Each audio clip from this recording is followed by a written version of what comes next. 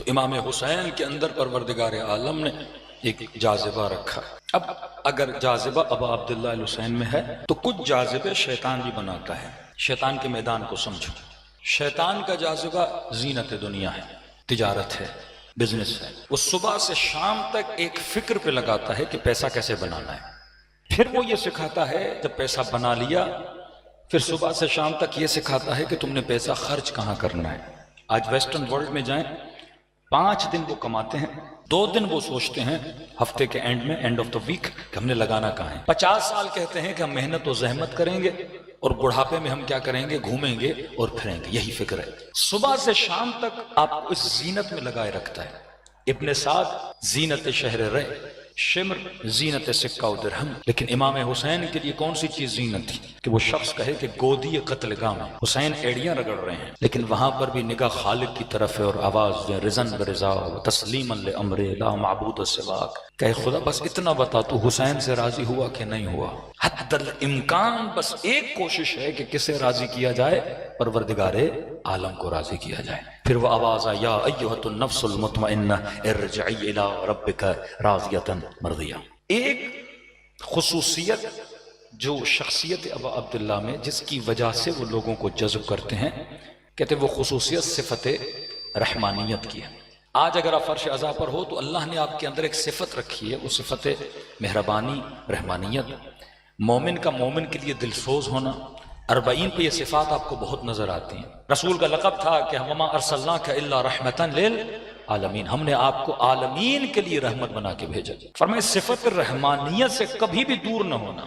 ہمیشہ پروردگار عالم کے لیے پوزیٹو سوچا کرو، کبھی نیگیٹو نہ سوچا کرو. کچھ لوگ ہیں جو خدا کے لیے سوء ظن کرتے ہیں کہ نہیں وہ نظام حسین کا مالک نہیں. اتنے مظالم ہوئے بی بی زینب پہ لیکن فرمایا ما رأیت الا جمیلا، زینب نے حسن کے علاوہ کچھ نہیں دیکھا. ایک شکایت بی بی ام رباب نہیں کرتی، ایک شکایت حضرت عباس نہیں کرتے کہ اللہ کے لیے اچھا سوچو گے تو تمہارے لیے اچھا ہوگا، کیونکہ خدا کیا ہے، صفت رحمان کا مظہر ہے. جب اس نے انسان کو خلق کیا تو سب سے پہلے کہا الرحمن خلق الانسان، وہ رحمان تھا اسی لیے اس نے انسان کو خلق کیا. اگر ماں بچے سے محبت کرتی ہے تو صفت رحمانیت کی وجہ سے، باپ اپنی اولاد میں مہربان ہے صفت رحمانیت کی وجہ سے. اور امیر المومنین کا فرمان ہے اللہ کی رحمانیت کے 100 جز ہیں، ایک جز صرف خدا نے دنیا میں بھیجا ہے، 99 جز خدا نے آخرت کے لیے رکھے ہیں. اور دوسری حدیث میں فرمایا وہ جو 99 آخرت میں ہے وہ سارے کا سارا خدا نے اہل بیت رسول کو عطا کیا ہوا ہے. اگر خدا کی رحمانیت کے 99% کو دیکھنا ہے تو اہل بیت علیہ السلام کو دیکھو، ان کی سخا کو دیکھو، ان کی محبت کو دیکھو. فرمایا حضرت آدم نے جب ترک اولا کیا زمین پر آئے. لیکن پہلے قصہ سن لیں تاکہ رحمانیت کا آپ کو احساس ہو. کہتے ہیں حضرت موسیٰ گزر رہے تھے، انہوں نے دیکھا ایک پہاڑی پہ ایک خاتون ہے جس کی گود میں 6 مہینے کا بچہ ہے، اپنے سینے سے لگا کے اس پہاڑی پہ چڑھ رہی ہے. حضرت موسیٰ کہتے ہیں وہ خود کو گویا موت کے منہ میں بھی ڈال رہی ہے لیکن بچے کو نہیں چھوڑ رہی، چپکایا ہوا ہے بچے کو اپنے سینے پہ. حضرت موسیٰ نے کہا پروردگارا یہ ماں جو بچے سے اتنی محبت کر رہی ہے یہ کس وجہ سے ہے؟ اللہ نے فرمایا موسیٰ یہ میری رحمانیت کی صفت ہے جو میں نے ماں کے دل کے اندر رکھی. اگر میں نے رکھتا یہ ماں بچے سے محبت نہ کرتی. کہا خدایا تھوڑی دیر کے لیے اس کے دل سے یہ چیز نکال دے. اللہ نے کہا ٹھیک ہے. حضرت موسیٰ کہتے ہیں جیسے خدا نے کہا میں نکال رہا ہوں تو میں نے دیکھا اسی ماں نے اپنے بچے کو اسی پہاڑی پہ رکھا اور خدا کے بڑھ گئی. 6 مہینے کا بچہ جیسے زمین پہ پڑا اپنے پاؤں ہلانے لگا، ہاتھ ہلانے لگا، زار و قطار رونے لگا، لیکن ماں کو ذرہ برابر بھی پرواہ نہیں تھی، وہ آگے بڑھے جا رہی تھی. حضرت موسیٰ سے برداشت نہیں ہوا کہ پروردگارا ماں کے دل میں واپس رحمانیت کی صفت کو ڈال دے. کہ جیسے خدا نے واپس پلٹائی اس رحمانیت کی صفت کو، یہ ماں دوڑتی ہوئی تڑپتی ہوئی بچے کے پاس آئی اور سینے سے لگا دیا. فرمایا اگر تو بچے سے محبت کرتا ہے اور ماں اگر بچے کو سینے سے لگاتی ہے یہ ماں کا کمال نہیں ہے، یہ اس محبت کا کمال ہے جو خدا نے ماں کے سینے کے اندر ڈالی ہوئی ہے. یہ لفظ رحمان کے مظہر بنا دیتا ہے خدا آپ کو. یہ پوری کائنات، آپ پانی پیتے ہو، پانی آپ کو فائدہ دیتا ہے، یہ صفت نافع پروردگار عالم کا اثر ہے کہ کوئی چیز آپ کو فائدہ دے رہی ہے۔ کہا کہ ایک پتا درخت سے گر نہیں سکتا اگر پروردگار عالم نے چاہے۔ حضرت آدم ترک اولا کر کے زمین پر آئے، پروردگار عالم کو عرض کی خدایا میں تو نبی ہوں، اس بدبخت نے مجھ سے ترک اولا کروا دیا، میرے بچے کیا کریں گے، میری نسلیں کیا کریں گی، اس شیطان سے کیسے بچیں گی؟ کہ خدا تو نے خود کہا کہ ہر انسان جب پیدا ہوتا ہے اس کے پیچھے 2 شیطان ہوتے ہیں، بھلا ان شیطانوں سے کیسے بچیں گے؟ یہ حال رہا تو میری پوری نسل کہیں جہنمی نہ بن جائے۔ پروردگارا تو رحمان ہے، تو رحیم ہے، تو میرے بچوں پہ مہربان بن، تو کوئی ہدیہ دے، تو کوئی عطا دے۔ اللہ کی آواز ہے جبرائیل آدم کو کہہ دو کہ میں چند چیزیں اسے عطا کر رہا ہوں اور اس کے کہنے پہ عطا کر رہا ہوں۔ پروردگارا کون سی چیز؟ اللہ کی آواز آئی اگر تمہاری نسل میں سے تمہارا کوئی بچہ نیکی کا ارادہ بھی کرے گا میں اس کے نام عمل میں نیکی کو لکھوں گا۔ ابھی نیکی کی نہیں، آپ نے ارادہ کیا حسین کی مجلس میں جانا ہے، جا نہیں پائے، اللہ اس ارادے کو بھی کیا شمار کرتا ہے؟ نیکی کرتا ہے۔ حضرت آدم نے کہا خدا اور دے، پروردگار عالم نے کہا اگر کوئی نسل میں سے نیکی کرے گا میں ایک نیکی کے بدلے میں 10 نیکیاں لکھواؤں گا۔ کہ پروردگارا اور دے۔ خدا نے کہا اگر تمہاری نسل میں سے کوئی بندہ گناہ کرے گا، پہلے یہ نہیں تھا، اب گناہ کی تو سزا ملنی ہے، لیکن خدا نے کہا اگر گناہ کرے گا اور گناہ کی توبہ کرے گا تو گویا اس نے کبھی گناہ کیا ہی نہیں تھا۔ میرے چھٹے ماں فرماتے کہ اور اللہ نے اضافہ کیا، کہا کہ آدم اگر تمہاری نسل میں سے کوئی گناہ کرے گا میں ملائکوں کو حکم دوں گا 7 گھنٹے تک اس کی برائی کو لکھا نہ جائے۔ اور علماء فرماتے ہیں یہ نمازوں کے بیچ میں جو خدا نے فاصلہ رکھا شاید اس لیے رکھا ہے کہ صبح کو گناہ کیا، دوپہر کو مصلی عبادت پر آئے، توبہ کرے، خدا اس کے گناہ کو کیا کر دے؟ مٹا دے۔ ان الحسنات یذہبن السیئات، جو حسنات ہیں انسان کے گناہوں کو مٹا دیتے ہیں۔ کہا اور خدا سے مانگا، پروردگار عالم نے کہا اے آدم اگر تمہاری نسل میں سے کوئی گناہ کرتا ہے اور گناہ کرنے کے بعد اپنے گناہ کو عیا نہیں کرتا، حیا کھاتا ہے، گناہ کو چھپاتا ہے، گناہ کے استتار کرتا ہے، کسی کو بتاتا نہیں ہے، اللہ کہتا ہے اس نے توبہ کی نہیں ہے لیکن کیونکہ یہ حیا کر رہا ہے، اپنا گناہ لوگوں کو بتاتا نہیں ہے، میں اس حیا کی خاطر اس کے گناہ کو معاف کر دوں گا۔ اور فرمایا اگر نیکی چھپ کے کرے گا، ایک نیکی کا 10، لیکن کہ اگر نیکی بالاستتار کرے گا، چھپ کے کرے گا، کسی مومن کی مدد کی اعلان نہیں کروایا، مسجد بنائی اعلان نہیں کروایا، کہ نیکی چھپ کے کرتا ہے تو پھر خدا کہتا ہے ایک نیکی کے بدلے میں 70 نیکیوں کو ثواب سے کیا کروں گا؟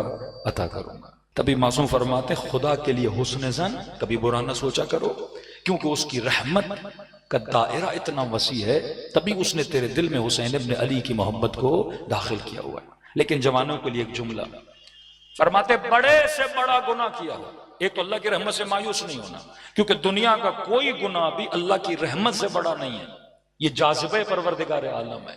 کہ آپ دعائے کمیل میں پڑھتے ہیں کہ ماں ہاں کذا ظن بک، اے خدا میں نے نہیں سوچا کہ تو مجھے جہنم میں ڈالے گا۔ اے خدا کیسے ممکن ہے جو پیشانیاں تجھے سجدہ کریں تو ان پیشانیوں کو جہنم میں ڈالے؟ اے خدا کیسے ممکن ہے جس زبان نے یا اللہ کہا ہو اس زبان کو تو جہنم میں ڈالے؟ آغا مظاہری ایک جملہ اور بڑھاتے فرماتے ہیں خدا کیسے ممکن ہے جن ہونٹوں نے حسین کی زری کا بوسہ لیا ہو تو ان ہونٹوں کو جہنم میں ڈالے؟ اے خدا کیسے ممکن ہے جو ہاتھ حسین کے لیے سینے پہ لگے ہوں تو اس بدن کو جہنم میں ڈالے؟ کہ جتنا خدا کے لیے حسن زن کرو گے خدا اتنا تجھے کیا کرے گا؟ عطا کرے گا۔ شیطان چاہتا ہے بندہ خدا کے لیے برا سوچے۔ یزید نے کیا کہا زینب خدا نے تجھے اسیر بنایا، خدا نے تیرے بھائی کو مارا، خدا نے تیرے بچوں کو مارا۔ بی بی زینب نے اللہ کے لیے کیا سوچا؟ اچھا سوچا۔ فرمایا ما رأیت الا جمیلا، اچھا سوچا اور خدا نے اسی حسن کو کائنات میں پھیلا دیا۔ یزید اسارت کو دیکھ رہا تھا، بی بی زینب گناہوں میں ان اسیر گنہگاروں کو دیکھ رہی تھی جو فرش عزا پہ آنے کے بعد اور بن کے باہر نکل رہے تھے۔ یہ حسن فرش عزا تھا، یہ حسن فرش عزا تھا، اور رحمت الہی جو رحمت واسعہ ہے۔ امیر المومنین کے پاس ایک جوان ہے، جوانوں کے لیے عرض کر رہا ہوں کبھی بھی گناہ کرو اپنے گناہ کو بتایا نہ کرو، حیا کیا کرو خدا سے۔ آج سوشل میڈیا ہے ہی اس کے لیے کہ اپنے گناہوں کو پھیلائیں۔ نظام شیطان زینتوں کو دکھاؤ، نظام شیطان چھوٹا سا گھر لیا دکھاؤ، چھوٹا سا موبائل دیا دکھاؤ۔ آج یہ بیماری ہے نا، تھوڑی مہنگی سی واچ لی تو بار بار آگے پیچھے کرے گا کہ جناب دیکھ لو میں نے بڑی مہنگی واچ پہنی ہوئی ہے۔ آئی فون کا نیا موبائل لے لیا تو پچھلا حصہ دکھائے گا کہ 3 کیمروں کو دیکھ کے سمجھ جائے کہ نیا ماڈل میرے ہاتھ میں. یہ جو مائی سیلف ہے نا، فوٹو بھی لیتے ہیں تو سیلفی، یہ نظام شیطان سیلف کو ابھارتا ہے. نظام خدا سیلف کو نہیں ابھارتا، وجود خدا کو ابھارتا ہے کہ تو یہاں اللہ کی ذات میں جذب ہونے کے لیے آیا ہے. دنیا میں اللہ للہ، آخرت تیرے لیے ہے. وہاں خدا تجھے ابھارے گا کہ یوم تری المؤمنون والمؤمنات یسعی نورہم بین ایدیہم وبایمانہم. وہاں تو ہے ہی ریاکاری نا آخرت میں، کہ چلیں گے اور کہا ایسے لوگوں کو دیکھیں گے جن کے چہروں سے نور ٹپک رہا ہوگا. ہر بندہ جا کے پوچھے گا کون ہو، کہاں سے ہو، کون سا عمل تھا، اتنے چمک رہے ہو. اے علی تم اور تمہارے شیعہ علی منابر من نور، قیامت کے نور کے منبروں پہ بیٹھے ہوں گے. جاہ و جلال میں ایسا لباس جنتیوں کو پہنایا جائے گا، زمرد، عقیق، سونا اور زیور زیب تن کر کے ان کو لایا جائے گا. وہاں تجھے دکھایا جائے گا، یہاں تو نے خدا کی ذات کو دکھانا ہے. کربلا میں حسین نے کس کے نام کو بلند کیا؟ پروردگار عالم کے نام کو بلند کیا. آج جتنے شہداء آپ دیکھیں گے بس اللہ کا نام لیتے ہیں، فنا فی اللہ ہو جاتے ہیں، اپنی فکر نہیں کرتے، دین خدا کی فکر کرتے ہیں، اس میں خدا کی فکر کرتے ہیں. کہ جب کائنات میں آؤ تو کبھی بھی اپنی ذات کو عیاں نہ کیا کرو، ریاکاریوں میں مبتلا نہ ہوا کرو، اور اگر گناہ بھی کرو تو اس گناہ کو پھیلایا نہ کرو سوشل میڈیا کے ذریعے سے. یہ سوشل میڈیا آپ کی دلوں میں حسرتوں کو پیدا کرنے والی مشین ہے.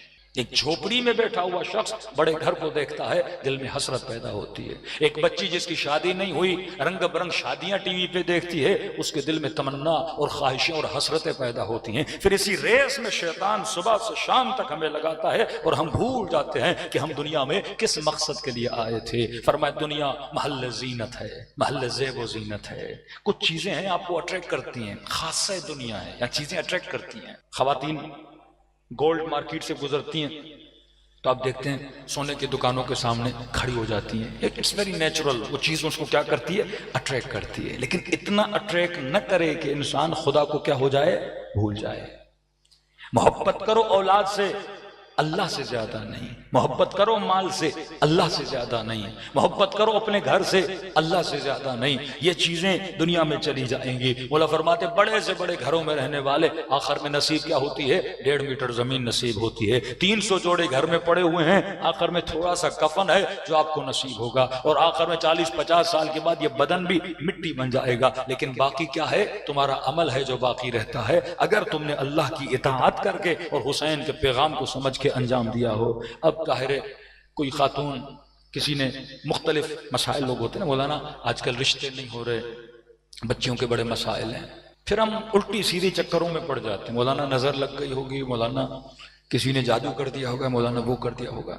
یہ حضرت سلیمان کا زمانہ نہیں ہے جناب کہ آپ کے اوپر جادو ہو، نہ کوئی یہاں پہ جن گھوم رہے ہیں کہ آپ کے اوپر کوئی جادو کرے. آج مشکلات اسی لیے ہیں کیونکہ طرز زندگی طرز شیطانی بن چکا ہے. یہ پوری مشینری جو ہماری زندگی کی ہے وہ نظام شیطان کی ہے، وہ آپ کو کنٹرول کر رہے ہیں.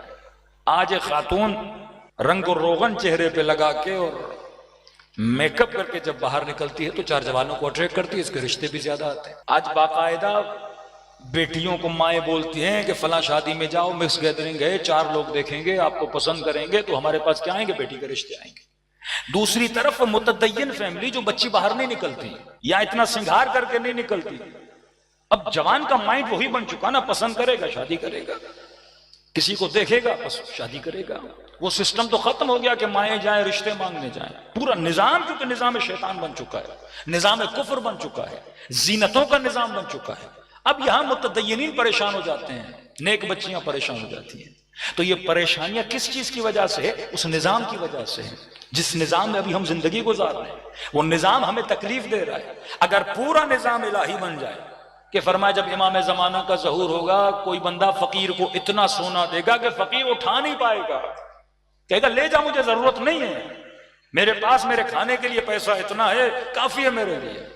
یہ امام زمانہ کا زمانہ، سونے جواہر لوگ گلیوں میں پھینک دیں گے، حب دنیا لوگوں کے دلوں سے نکل کے سب اس یقین راسخ پہ پہنچ جائیں گے 60-70 سال کے بعد ہم نے تو چلے جانا ہے. کتنی نسلوں کے لیے میں پیسہ جمع کر رہا ہوں، 10 گھر میں نے بنا دیے. کل قرآن کی آیت پڑھی الذی جمع مالہ وعددہ، اللہ کہتا ہے میں جہنم کی ایندھن بنا دوں گا جس نے ہدف دنیا بنا دیا کہ مال برائے مال، مال برائے مال، 1 گھر 2 گھر 3 گھر 4 گھر 6 گھر. اسلام کہتا ہے گھر بناؤ، منع نہیں کرتا، اچھے سے اچھا بناؤ، اچھے سے اچھی سواری، لیکن استعمال کرو۔ اگر تیرے استعمال کا نہیں، تم نے بنایا کیوں ہے؟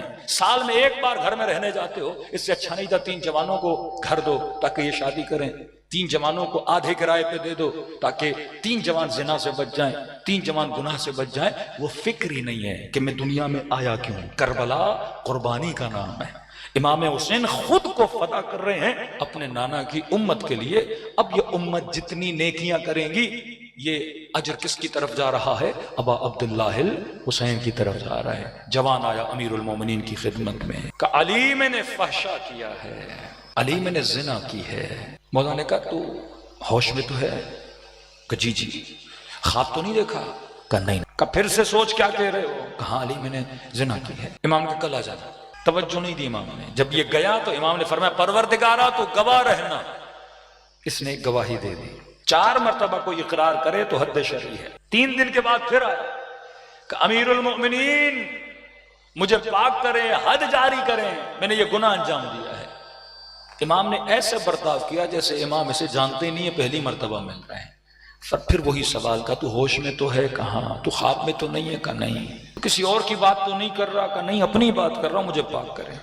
پھر گیا امیر المومنین نے کہا پروردگارا تو گواہ رہنا، میں نے بڑی کوشش کی اقرار نہ کرے لیکن اس نے اقرار کر دیا۔ 3ری بار آیا کہ خدا تو گواہ رہنا۔ 4تھی بار آیا امیر المومنین جلال میں، جب اس نے اقرار کیا امام نے فرمایا اس اقرار سے اچھا تھا تو اپنے درمیان اور اللہ کے درمیان اپنے معاملے کو حل کر لیتا۔ اللہ کو بندے کی توبہ پسند ہے۔ 4تھے امام فرماتے ہیں خدا کو ملائکوں کی تسبیح سے زیادہ اپنے بندوں کی توبہ کی آواز پیاری ہے۔ جب کوئی بندہ اس کی دربار میں جاتا ہے، معافی مانگتا ہے، خدا اس کے گناہوں کو کیا کرتا ہے؟ معاف کرتا ہے۔ خدا کی رحمت کا دروازہ اتنا وسیع ہے، خدا کی رحمت اتنی بڑی ہے، کبھی بھی خدا کی رحمت سے مایوس نہیں ہونا چاہیے۔ دوسرا، خدا سے اتنا مانگو جتنی اس کی وسعت ہے۔ نادر شاہ ہندوستان کو فتح کرنے کے لیے نکلے، راستے میں ایک 10-12 سال کے بچے کو دیکھا جس نے بغل میں قرآن پکڑا ہوا تھا اور جا رہا تھا۔ نادر شاہ رکا، بچے سے پوچھا کہاں جا رہے ہو؟ تو بچے نے کہا قرآن پڑھنے جا رہے ہیں۔ کیا پڑھو گے آج؟ تو بچے نے کہا یہ سورت پڑھوں گا، انا فتحنا لک فتحا مبینا۔ تو نادر شاہ بڑا خوش ہوا، آواز کو صحیح کر دیں، نادر شاہ بڑا خوش ہوا۔ اس نے کہا کہ آپ نے آیت سنائی ہے تو اس کا مطلب میں ہندوستان جا رہا ہوں، مجھے اللہ فتح عطا کرے گا۔ بچے کو کہا ذرا میرے قریب آ۔ بچہ قریب آیا، نادر شاہ نے اپنی جیب سے سونے کا سکہ نکالا، بچے کو دیا۔ بچے نے کہا سکہ واپس لیں، مجھے نہیں چاہیے۔ نادر شاہ نے کہا میں سونے کا سکہ دے رہا ہوں، بچے لے جا۔ کہ نہیں، گھر جاؤں گا تو میری اماں مجھے مارے گی۔ کہ کیوں مارے گی؟ کہ پوچھے گی تم نے یہ پیسے کہاں سے لائے؟ قرآن پڑھنے کیا آتا ہے، سونے کا سکہ لے کر آیا چھوٹا بچہ؟ تو کہہ دینا مجھے نادر شاہ نے دیا تھا۔ تو کہا نہیں میری ماں مانے گی نہیں۔ کہا کیوں نہیں مانے گی؟ کہا ظاہر ہے میں آپ کا نام لوں گا تو بولے گی کہ جھوٹ بول رہے ہو، اتنا بڑا بادشاہ تجھے ایک سکہ دیتا، نادر شاہ اگر دیتا تو کم از کم پورے تھیلا تجھے دیتا سکوں کا۔ تو یقیناً کہیں سے چوری کر کے آیا ہے۔ نادر شاہ کو بات بڑی اچھی لگی، اس نے گھوڑے سے اترا، بچے کو اپنی جھولی پھیلا اور سارے سکے اس نے بچے کی جھولی میں ڈال دیے۔ یہی معصوم سمجھانا چاہتے ہیں خدا سے اتنا مانگ جتنی خدا کی وسعت ہے۔ اللہ سے کم پہ راضی نہ ہوا کر۔ ہاں مال دنیا پہ قناعت ہے، لیکن جب آخرت خدا سے مانگو، ثواب خدا سے مانگو، حرم حسین میں جاؤ، رات کے اندھیری راتوں میں مصلی پہ بیٹھو، اتنا مانگ جتنی کیا ہے اس کی وسعت ہے، اور وہ عطا کرتا ہے۔ کبھی بھی خدا کے لیے برا نہ سوچا کرو۔ مصیبتیں آئیں معصوم فرماتے صبر کیا کرو، نعمتیں آئیں فرمایا شکر کیا کرو۔ یہی مجلس حسین ہے، گھر جاؤ 2 رکعت نماز ہے شکرانہ بتا کرو۔ کہتے ہیں چنگیز خان جب ایران پہنچا نیشاپور میں، اس نے بڑا قتل و غارت کیا، بے انتہا رہزن شخص تھا، خون کی ندیاں بہا دی اس نے نیشاپور میں۔ نیشاپور سے ہمدان گیا، ایران کا ایک شہر ہے، ہمدان کے شہر کے میدان میں اس نے سارے ہمدانیوں کو جمع کیا، لوگوں کو جمع کیا۔ لوگ کانپ رہے تھے، ظالم ہے، گردنیں کاٹ دے گا، مار دے گا۔ چنگیز خان نے کہا کہ میرے ایک سوال کا جواب دو، اگر صحیح دو گے تو تم لوگوں کو چھوڑ دوں گا۔ کہا پوچھئے؟ تو کہا یہ بتاؤ میں خود یہاں پہ آیا ہوں یا خدا نے مجھے بھیجا ہے؟ اب سارے لوگ پریشان، اگر کہتے ہیں خود آئے ہو کہ پھر بھی مار دے گا، اگر کہتے ہیں خدا نے بھیجا ہے پھر بھی مار دے گا۔ تو وہاں سے ایک چرواہا گزر رہا تھا، اس نے سنا، اس نے کہا چنگیز خان میں جواب دیتا ہوں. کہا جی دو. کہا نہ تو خود آیا ہے نہ تجھے خدا نے بھیجا ہے. کہا پھر کیوں آیا ہوں؟ کہا ہمارے عمل نے تجھے بھیجا ہے، کیونکہ ہمارے اوپر ایسے ایسے حکمران آئے، نیک آئے، کچھ آئے، ہم نے کسی کی قدر نہیں کی. خدا نے تجھے ہمارے اوپر بھیجا ہے، اس میں تیرا قصور نہیں. کس کا قصور ہے؟ میرے عمل کا قصور ہے. معصوم فرماتے زندگی میں اگر کوئی مصیبت آئے تو رحمت خدا پہ اعتراض نہ کیا کرو، اپنے اعمال کو چیک کیا کرو، کہیں تمہاری وجہ سے تو کچھ نہیں ہوا. امام ہادی کا زمانہ، مولا کا صحابی جب گلی سے گزر رہا تھا، ہاتھ دروازے میں آیا، زخمی ہو گیا. گلی سے گزر رہا تھا، آگے کوئی گھوڑے سوار آیا، اس کا پاؤں لگا، کاندھا زخمی ہو گیا. لوگوں کی بھیڑ میں پھنسا، لوگوں نے کھچاؤ تناو کیا، اس کے کپڑے پھٹ گئے. امام ہادی کے پاس آیا، کہنے لگا مولا آج کا دن بڑا نحس تھا.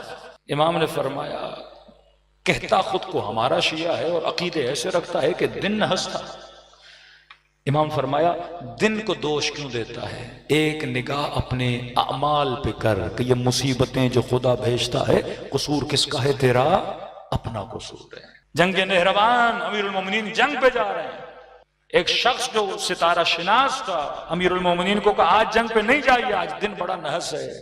یہ کراچی میں کتنی جنتریاں بکتی ہیں لوگوں کو بیوقوف بنانے کے لیے کہ آج شادی کریں نہیں کریں، آج یہ کریں نہ کریں. مولانا دن نحس ہے، دن صحیح ہے. بھائی کوئی دن محس وحس نہیں ہوتا. اب ولادت و شہادت کا خیال کرو، دیٹس اٹ. امیر المومنین کو کہا کہ علی آج جنگ مت لڑیے، نحس دن ہے، آپ ہار جائیں گے. امیر المومنین نے کہا کہ الحمدللہ خدا نے مجھے قرآن دیا ہے، میرا عقیدہ تیرے والا نہیں، قرآن والا عقیدہ ہے. اور قرآن کہتا من یتوکل علی اللہ فہو حسبہ، اللہ پہ توکل کیا کرو، تیرا حساب و کتاب کس کے ہاتھ میں ہے؟ اللہ کے ہاتھ میں. مولانا کہا یہ تو بتا میرے لیے دن نحس ہے میں ہار جاؤں گا، ان کے لیے دن حسن ہے وہ جیت جائیں گے. ایک ہی دن میرے لیے نحس اور ان کے لیے کیا ہے؟ حسن ہے. انہوں نے کون سی ایسی خوبی انجام دی ہے؟ اپنے لشکر کو کہا کہ آگے بڑھو اور کہو بسم اللہ الرحمن الرحیم، اللہ کی رحمانیت کو یاد کرو. فرمایا کوئی دن نحس نہیں ہوتا، یہ انسان کا عمل ہے جو دن کو نحس بھی بنا دیتا ہے، اور یہ انسان کا عمل ہے جو دن کو اچھا بھی بناتا ہے. تبھی فرمایا جس دن مومن گناہ نہ کرے وہ مومن کے لیے عید کا دن ہے. تو ان سارے خرافات سے اپنے ذہنوں کو صاف کریں اور صرف پروردگار عالم کی رحمت کی طرف توجہ ہو. خدا بیٹیوں کے مسئلوں کو بھی حل کر دے گا، خدا رزق کی پریشانیوں کو بھی دور کر دے گا. ہم بار بار شیطان کی سوچ پہ جاتے ہیں اور شیطان زندگیوں میں مصیبتوں پہ مصیبتیں لاتا ہے، لیکن اگر خدا پہ توکل کیا جائے. حسین نے کس پہ توکل کیا؟ پروردگار عالم پہ. کس نے سوچا تھا اس کربلا کو خدا آج مومنوں کے لیے جنت بنا دے گا؟ یزید کو واللہ اگر پتہ ہوتا کہ امام حسین کی شہادت کے نتیجے میں بنو امیہ پہ دن رات لعنتیں بھیجی جائیں گی، کبھی یہ کام نہ کرتا. یہ خدا کا کمال ہے. ایک نقشہ شیطان بناتا ہے، ایک نقشہ خدا بناتا ہے. تم نے کس پہ امید رکھنی ہے؟ پروردگار عالم پہ. کربلا امید خدا کا نام ہے. کربلا آزاد اور حر ذہنوں کا نام ہے. علماء فرماتے اگر مسلمان نہیں تو مولا حسین فرماتے کم از کم آزاد اور حریت پسند تو بن. یہ پہچان تو اپنے اندر رکھ کہ صحیح کیا ہے اور غلط کیا ہے، خبیث کیا ہے اور طیب کیا ہے. اگر وجود پاک ہو، انسان صاف ہو. شیخ عباس قمی کتنے بڑے عالم دین ہیں، کتنی خدمتیں انجام دی، لیکن کبھی نہیں چاہا کہ میرا نام آئے. ان کے والد گرامی جب مسجد میں جاتے تھے تو وہاں کے علماء کہتے تھے اتنا بڑا عالم پیدا ہوا ہے شیخ عباس قمی جس نے ایسی مفاتیح جنان لکھی. کہتے میرے والد گھر آتے تھے مجھے ڈانٹتے تھے کہ بیٹا تو بھی تو مولوی بن رہا ہے، تو بھی تو کوئی ایسی کتاب لکھ جیسی شیخ عباس لکھتا ہے. کہتے میں والد کو نہیں بتاتا جس کی تعریف ہو رہی وہ وہی شیخ عباس قمی ہوں، کہ کبھی نہیں بتایا کیونکہ میں نے جو کچھ کیا پروردگار عالم کے لیے کیا. زندگی خدا کے لیے گزارو، پھر دیکھو خدا عزتیں بھی دیتا ہے، وقار بھی دیتا ہے، نورانیت بھی عطا کرتا ہے. حسین تو حسین ہے، سیاہ غلام جون آج دنیا اسے یاد کرتی ہے، وہاب قلبی دنیا اسے یاد کرتی ہے. عشق کتنا تھا. کچھ روایات میں 90+ ہے جناب جون. جناب سعید اور جناب جون کے لیے ملتا ہے بہت ایجڈ ہے. آیا ابا عبداللہ کے پاس، امام حسین کے پاس، مولا میں اپنی جان کو آپ پہ قربان کرنا چاہتا ہوں. جون غلام حسن ہے، امام حسن غلام رسول ہے. بعد میں ملتا ہے جناب ابو ذر کا غلام تھا، انہوں نے بخش دیا تھا. مطلب بچپن سے اہل بیت کے بچے جون کو دیکھ دیکھ کے جوان ہوئے ہیں. جون وہ ہے، بچہ محبت کرتا ہے جناب جون سے. امام حسین کے پاس اتنا بوڑھا، کمر جھکی ہوئی، ہاتھوں میں راشا، بوڑھا آدمی. امام حسین نے فرمایا جون ہم نے جہاد تم سے اٹھا لیا اور تیری زندگی میں بغیر جہاد تجھے جنت عطا کی. آپ کا بڑھاپا ہے, آپ مدینے جائیے, یا خدمت کرنا چاہتے ہیں تو زین العابدین کی خدمت کریں. کہتے روتا ہوا امام زین العابدین کے خیمے میں آیا. امام نے محسوس کیا کہ کوئی ہے جو میرے قدموں پہ سر رکھے رو رہا ہے. آنکھیں کھولی, چچا جون آپ رو کیوں رہے؟ کہ آقا حسین نے مجھے کہا جاؤ, جہاد نہیں, معاف کیا, جنت دی, خدمت کرنی ہے تو زین العابدین کی جا کے خدمت کرو. تو کہا اس سے بڑھ کے کیا چاہیے, آپ کی عمر اتنی ہے, آپ آخری زندگی آرام سے گزارے, آپ کا کیا جنگ و جہاد سے, اتنی زحمتوں میں خود کو نہ ڈالیں. آنکھوں میں آنسو بھر آئے. کہا مولا وہ دوست کیسا جو خوشیوں میں ساتھ رہے پر مصیبتوں میں چھوڑ کے چلا جائے. کہا آپ میری سفارش تو کریں. پھر امام نے سمجھا جون بیٹھ جاؤ. ایک جملہ کہا کہ مولا کہیں ایسے تو نہیں میرا رنگ کالا ہے, مجھے اس قابل بھی نہیں سمجھا جا رہا. یہ سننا تھا امام نے سفارش کی. امام حسین کو جب پتا چلا جون یہ کہہ رہا ہے کہ میرا رنگ کالا ہے, کیونکہ ٹوکتے تھے جناب جون کو, تیرے بدن سے بو آتی ہے. افریقہ کے جو لوگ ہوتے ہیں خاص اسمیل ہوتی ہے ان کی باڈی میں, تو عرب ٹوکتے تھے ان کو کہ بدن سے بو آتی ہے, رنگ کا کالا ہے, غلام ہے, حبشی ہے. امام حسین کو جیسے پتا چلا کہ جون کے دل میں یہ خیال آیا مولا کہیں میرے رنگ کی وجہ سے لوگ کہتے ہیں تمہارے بدن سے بو آتی ہے اسی لیے تو مجھے نہیں بھیج رہے. کہ امام حسین سامنے آئے اور جون کو کہا میرے سینے سے لگ جا. جون وہ اور ہیں جو رنگ کو دیکھتے ہیں, یہاں رنگ نہیں دیکھا جاتا, یہاں قلب کی نورانیت کو دیکھا جاتا ہے. جن کو لوگ ساتھ بٹھانا پسند نہ کریں, حسین نے اپنے سینے سے لگا دیا.